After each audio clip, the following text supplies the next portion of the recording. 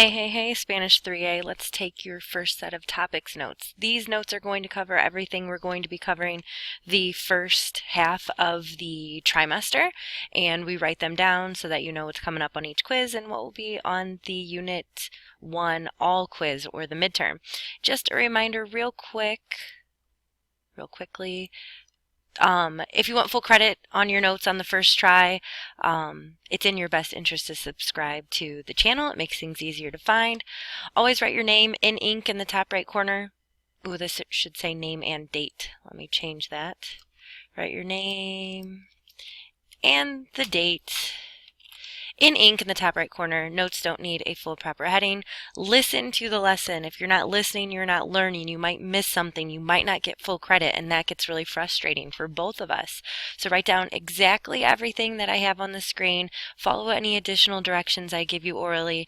And the reason why we do this is because everyone can take notes at their own pace. You can pause, rewind, and replay as needed. Make sure everything has nice bold title headings above the first line so that everything's easy to find. The reason why we're taking your notes is not some form of torture, even though it might feel like it, but it's to make everything nice and easy to find and to set you up for success. Please skip lines to leave room for any additions and to make info easy to find. Anytime you start a new set of notes, it needs to be on a separate sheet of paper, and the reason why we take the notes is so that you can study from them. All right, so I've said enough about that. Let's take your topics notes. For the first week and a half to 2 weeks, this is what we're going to be covering, Unit 1A, and then we'll take the Unit 1A quiz. Please do include this information off to the right. It just tells you what is review. If it doesn't say anything, then it's new, and it also tells you when we covered it. So Spanish 2A Unit 1A, Spanish 2A Unit 1B. And so this is what we'll be covering for the first unit before the first unit portion quiz. And then we're going to be moving on to Unit 1B.